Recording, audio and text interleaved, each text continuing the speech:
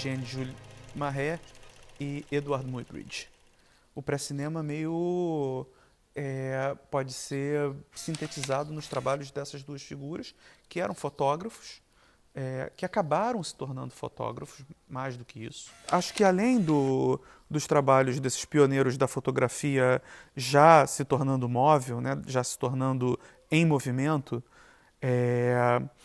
Muybridge é famoso pela história do movimento, estudo do movimento dos cavalos, né, o Horse in Motion, um trabalho célebre que foi feito com algumas, acho que 12 câmeras fotográficas captando imagem a imagem o movimento do cavalo. Etienne-Jules Marais pelas cronofotografias, ele era médico, fisiologista, estudava o movimento do corpo e achou que a fotografia podia ajudar e acabou desenvolvendo aparatos que são proto-cinematográficos.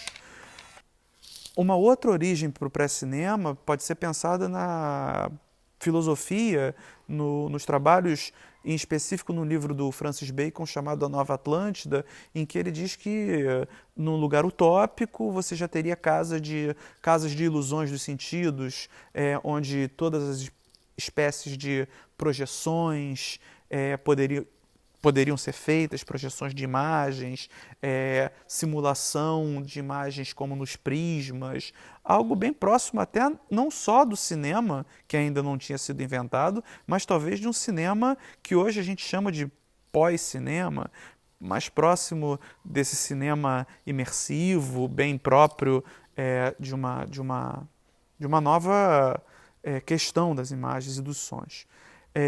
Uma outra questão que cerca o pré-cinema está em trabalhos bastante curiosos do teatro óptico, das fantasmagorias. Isso tudo sintetiza um pouco o pré-cinema. Então, você tem essa inclinação fotográfica dos trabalhos de Marais e de Muybridge, você tem essa visão literária, filosófica, dos textos que trabalhavam com a invenção de algo que ainda não existia. Você tem, aí sim, propriamente, o que fica conhecido como pré-cinema. Walter Benjamin, por exemplo, diz que a névoa que encobre um invento como a imprensa não é tão espessa como a névoa que encobre o nascimento das artes reprodutíveis, tecnicamente como a fotografia e o cinema. É algo parecido com o que ele diz, tá? Eu acho que a gente tem todo um estudo pensando esse pré-cinema, por exemplo. Você tinha uma preocupação no pré-cinema de pensar essa arte da luz e da sombra. A fantasmagoria era isso, era trabalhar com a questão da luz, da ausência de luz, do ter luz, numa época ainda em que luz era um mistério. Eu acho que uma outra faceta desse pré-cinema, que hoje em dia é muito associado ao pós-cinema, que eu mencionei, está em pensar uma manifestação artística um pouco mais livre, ainda não dependente da indústria, isso é importante de mencionar, embora você já tivesse indústria do entretenimento.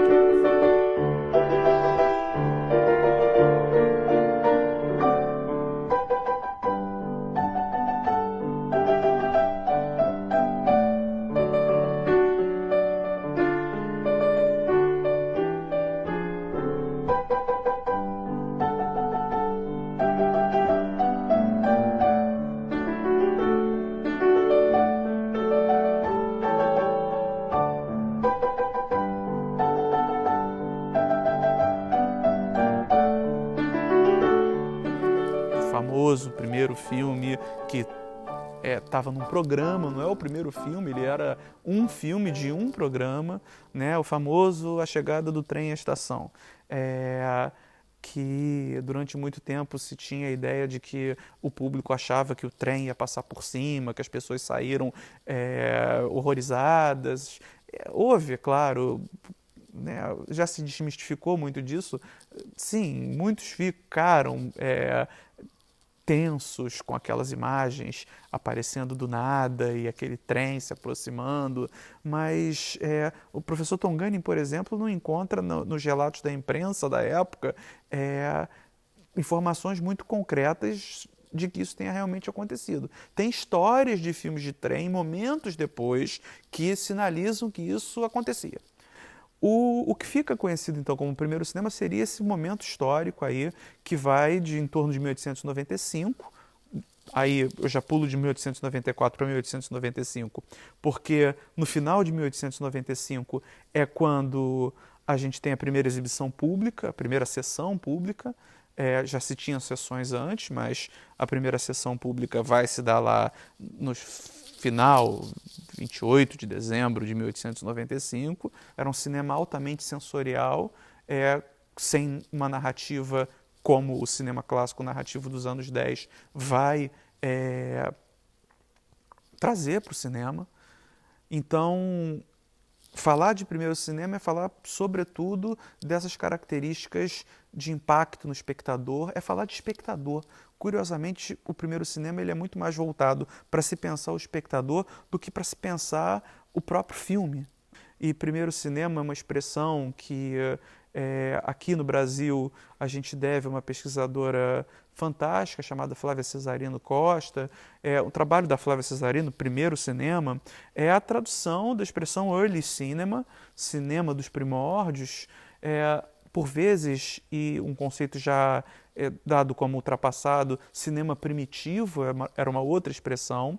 Então, o primeiro cinema é um período histórico que marca o surgimento dos primeiros filmes, ali em torno de 1894, até a eclosão do cinema clássico narrativo, ali em meados dos anos 10. Tá? Então a gente teria um período aí de mais ou menos 20 anos, 1894 a 1914, para pensar esse primeiro cinema. Então tem algumas fases, a Flávia destaca isso no livro dela. O mais curioso, na minha opinião, para pensar esse primeiro cinema é associá-lo a um conceito, e vocês fizeram a pesquisa lá, eu tive o prazer de ser co-orientado no meu doutorado por uma figura importante desse estudo, desse momento histórico, né, chamado de pré-cinema, que é o que o professor Tom Gunning chamou de cinema das atrações. Em particular, o cinema nascendo ali com os irmãos Lumière, com Thomas Edison, com os irmãos Skladanovsky na Alemanha, renascendo já num momento bem próximo com Georges Méliès e a sua tentativa e êxito, embora com muitos fracassos, de levar os espetáculos que ele fazia como mágico para o cinema e levar o cinema para esses espetáculos. A ideia de magia do cinema vem de Méliès. Então eu acho que a gente pode pensar o primeiro cinema a partir dessa ideia de cinema de atrações. Um contato direto entre o conceito lá dos primórdios do cinema, que é um momento histórico e um conceito, atravessa a história, e que deságua, por exemplo, agora no YouTube, onde você vê essa questão de atrair o espectador. O youtuber é o showman que ficava convocando as pessoas para verem aquilo que seria exibido. E uma outra questão é que depois do primeiro cinema vem um outro cinema. Se tem um primeiro, tem um segundo cinema. Esse segundo cinema é o que a gente está aqui. Esse segundo cinema é a sala de cinema, que evidentemente não era assim. Os Nickelodeons que antecedem a sala de cinema em si, os vaudevilles. Depois é que você vai ter a sala de cinema. Mas já se encaminhava esse segundo cinema até para uma arquitetura própria, né? Palco italiano, tela, projetor atrás das nossas cabeças e, sobretudo, uma história, de preferência com início, meio e fim, na tela. Isso é o que a gente entende como cinema. Então, essa outra face, né, dessa moeda dos primórdios do cinema, né, de que se tem um primeiro cinema, se tem um outro cinema que vai acontecer.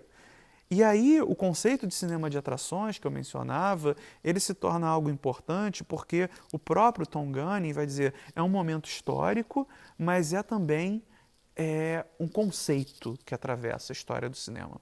Então, um filme musical, quando tem um número musical dentro desse filme, ele quer atrair o espectador. os filmes de ficção científica, os filmes quando tem um efeito especial que chama muito a atenção, que conclama o espectador, é cinema de atrações. Então você tinha ali pequenos filmes, nisso que fica chamado de primeiro cinema, visando atrair o espectador, cobiçar o olhar do espectador. O professor Tongani frisa muito isso, né? A ideia de curiositas, que era um conceito que aparece na obra do Santo Agostinho, né? de cobiça do olhar, que eu acho que é importante para mencionar. Esse primeiro cinema era a tentativa de atrair um olhar, coisa que todo o cinema vai ter ao longo de suas diversas histórias, no plural, como Godard gosta de falar, mas que nesse período em especial tinha ali uma questão pontual, uma questão das mais importantes, que nunca cessou de acontecer, né? Então, eu acho que o primeiro cinema precisa ser entendido, sobretudo, com esse conceito de cinema de atrações, mais do que com um momento histórico, né? Tem muita coisa acontecendo nesse meio tempo, que pode ser chamado de primeiro cinema. Mas o que hoje em dia a gente lê como primeiro cinema é, sobretudo, essa questão espectatorial, nesse palavrão, né? Essa questão de espectatorialidade, que eu acho que o conceito do professor Tongani, ao lado do professor André Gaudreau, deixou para a gente. A gente pega um trabalho como Visorama, do André Parente. O André começa a brincar com esses dispositivos de imersão, né, de um óculos, de um equipamento de realidade virtual. Na verdade, um óculos que você vai ver um vídeo passando ali dentro, mas que remonta muito aquele ato de ver do espectador do primeiro cinema. Mas só que ao mesmo tempo, isso está sendo projetado numa tela, perdão, e você está vendo como espectador, sozinho, e as outras pessoas estão vendo o que você está vendo. Entre outros trabalhos dessa configuração pós-cinematográfica, trans-cinematográfica, daquilo que o próprio André Parente, ao lado da Kátia Maciel, repensam como situação cinema, acionar um dispositivo que dá play numa imagem. Isso é colocar o espectador numa posição ativa no processo, de um espectador mais ligado. Essa configuração nova do cinema, ela é muito, creio eu, próxima do cinema dos primórdios, do cinema das atrações, do cinema em que o filme possui componentes a mais do que aquilo que se cristalizou, sobretudo via a linguagem cinematográfica, como cinema. Porque isso que foi cristalizado também nunca impediu o espectador, e é isso que diz o Greenaway, né? Você não fica 2 horas parado olhando para uma tela, como supostamente o hábito do cinema pede pra gente. Você não fica 2 horas parado nem dormindo, diz o Greenaway. Você vira de lado, né? No cinema, esse espectador ideal, parado, estatelado, que hoje o mundo das instalações multimídia, sobretudo, demanda do espectador. Assim como nos primórdios se demandava um espectador que passeava pelos panoramas, que interagia, de certa forma, no cinema das atrações, olhando para a câmera e indo à noite para se ver. Então tem várias maneiras, creio eu, de pensar aproximações entre essa atual configuração, que eu prefiro não nomear, tá? E sim explorar.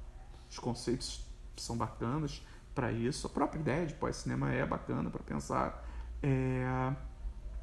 Mas também acho que vale a pena estar aberto para outros entendimentos e outros conceitos que expliquem o atual momento que a gente vive, né, o atual momento complexo do cinema. O Netflix está com uma ferramenta nova para você assistir os filmes em velocidade dobrada ou numa velocidade mais rápida do que aquilo que foi feito. Talvez a gente não esteja remontando aos primórdios do cinema, onde, por conta da questão dos 18 quadros por segundo, o filme era mais acelerado, aos nossos olhos, né? A razão de 24 quadros por segundo só é alcançada depois.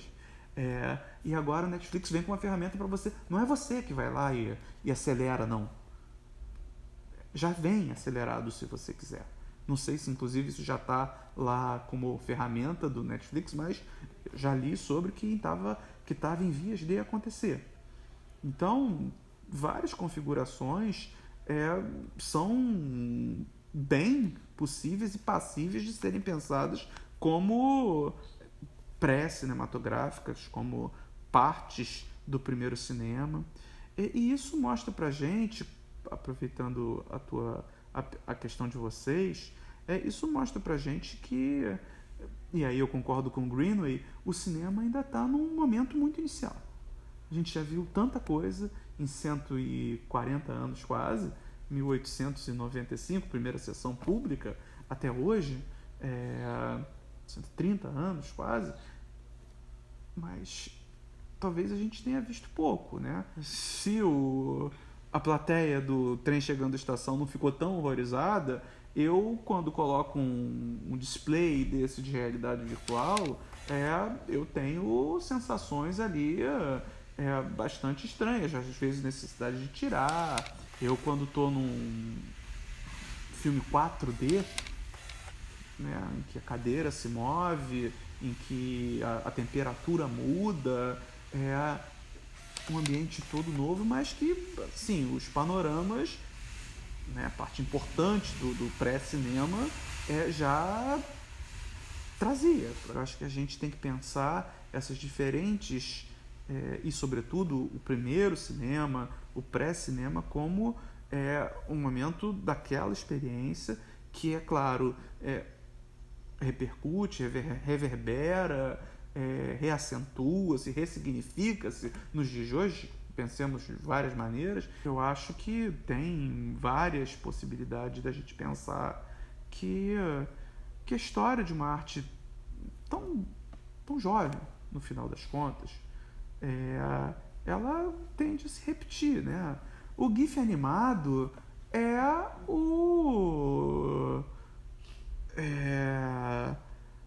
o equipamento, é a técnica que o Muybridge usou lá para animar, para botar aquele cavalinho em movimento.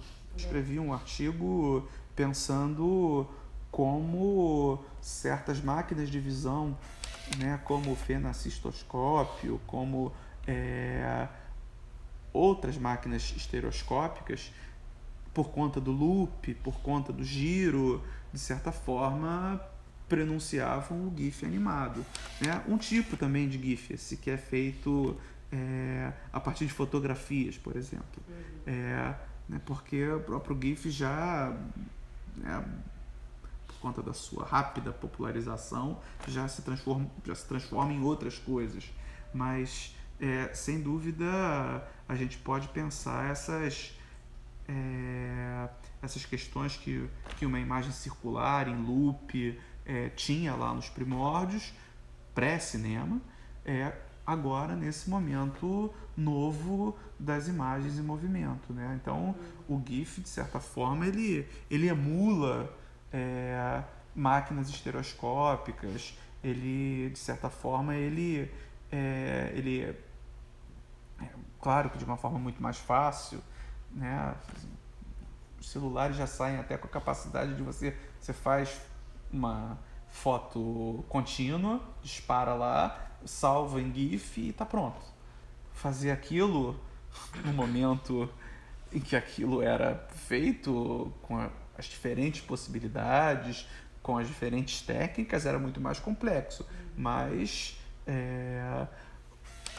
o cinema 3D, que hoje em dia é febre, quase não tem um filme que não saia em 3D, porque o mercado exibidor assim exige, assim o quer, talvez porque o público também queira, embora seja horrível, né? A imagem fica mais escura, mas o 3D tá lá em experimentos dos anos 50 do Hitchcock. Diz que M para Matar era para ser um filme em 3D.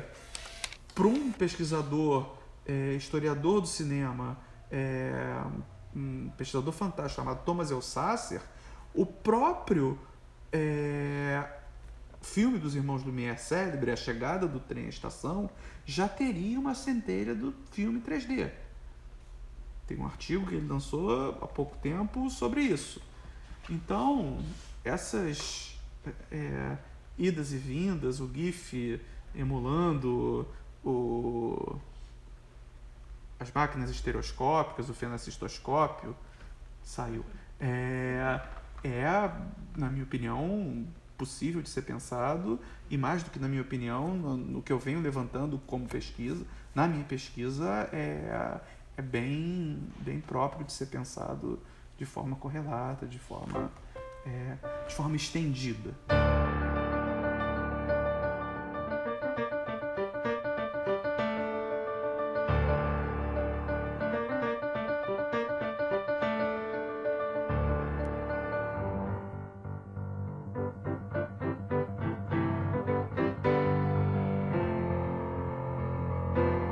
Aí surge o tal do outro cinema que vem depois, o cinema clássico narrativo, só que ele vai ser mudo durante muito tempo, conservando certas características do primeiro cinema, que também era mudo, mas que tinha acompanhamento musical, ao vivo, atrás da tela, com mesas de ruídos, com pequenas orquestras.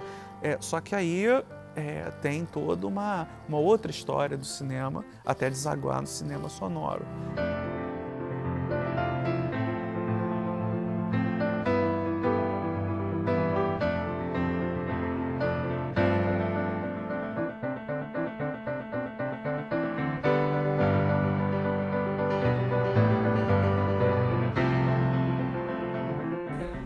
Gente, desculpa, eu tô olhando pra você, assim, vocês... como você tem a outra câmera, tá? Às vezes eu olho pra lente porque é inevitável, ela tá aqui na frente, mas vocês que são de período muito no início, eu, às vezes, se me pedirem pra olhar fixamente pra câmera, eu olho, mas eu não gosto.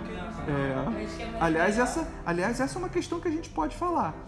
Inclusive vai dar um tchan no trabalho de vocês, porque a diferença do primeiro cinema para o cinema clássico narrativo é que no primeiro cinema, como se tinha uma outra ideia de filme, as pessoas passavam, olhavam para a câmera, acenavam, perguntavam quando podiam ver aquilo, já sabiam que aquilo era para ver.